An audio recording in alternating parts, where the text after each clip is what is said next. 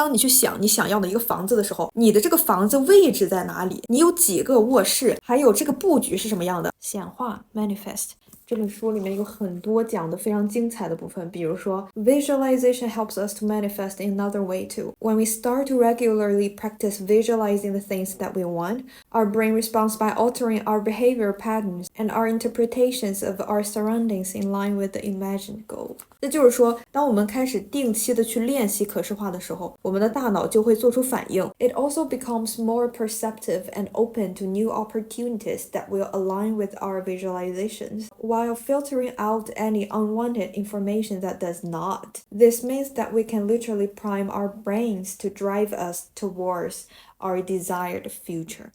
啥意思啊？咱们用大白话就说，你想要什么东西的时候，你得在脑子里想啊。这个段落前面是在讲为什么 visualization 就是可视化这个功能它具有科学道理。当你去进行可视化的时候，其实会进行一些生理变化，这些变化会改变我们的能量振动频率，并且根据吸引力法则而改变我们生活当中能够吸引到的事物。然后这一段的后面是在讲你在进行 visualization 的时候 be as specific as you can when you are designing your dreams。 你有没有发现，当你去阅读真正的英文的原文的时候，里面每个句子基本上都有介词。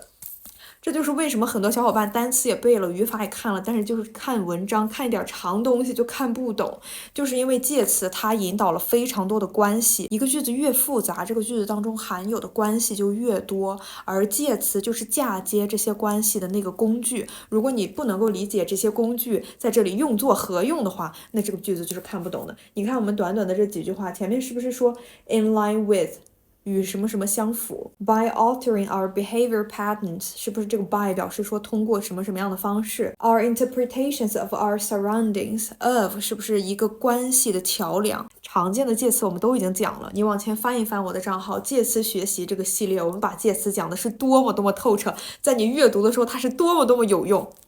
好了，然后再说这个书里的内容啊，这个书不是显化吗？这个中文叫显化，就是怎么样去显化出你的理想人生。那么这个第一章就是讲了可视化。可视化的意思呢，就是你要在你的脑子里面去想的很清楚很清楚，你究竟要什么。当你去想你想要的一个房子的时候，你的这个房子位置在哪里？你有几个卧室？还有这个布局是什么样的？前门是什么颜色的？为什么可视化要进行的如此清晰呢？比如说，当你想开车去机场，你不会在地图上输入机场，你要写清楚到底是哪一个机场。如果你只输入机场，你的这个导航是没有办法真的把你带到你想去的那个机场的。这个意思就是说，当你去可视化一个你想要的生活的时候，如果它不够精确，你的大脑也没有办法把你引导到你真正想要的那个东西上。我自己真的是深有体会，当我在申请我现在留学的这个地方的时候，我的申请都还没申请结束，你就更别说 offer 了，那还遥遥无期的时候，我就已经在跟我欧洲上学的同学特别详细的去打听这个房租是多少钱，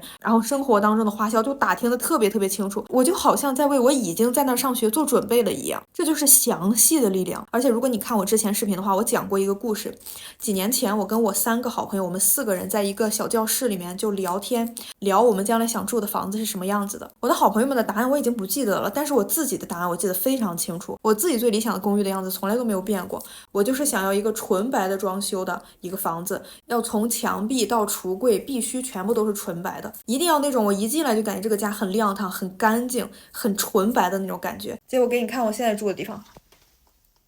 所有的橱柜，所有的包括桌子在内，甚至包括我小猫的厕所，全部都是白色的。其实这个事儿我都已经有点忘了，结果我有一天一觉醒来，看着我的橱柜、冰箱、墙壁、桌子、椅子全部都是白色的，我突然又把这个故事给想起来了。这个就是我当时脑中可视化的那个房子。所以说你看我现在的愿景版在这里，我的愿景版，这个就是我以后要显化出来的生活。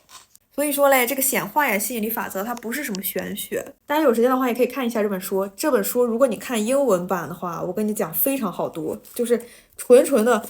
极其简单的句子词，我感觉你词汇量差不多有个2000-3000，这本书就能看了，真的一点都不难。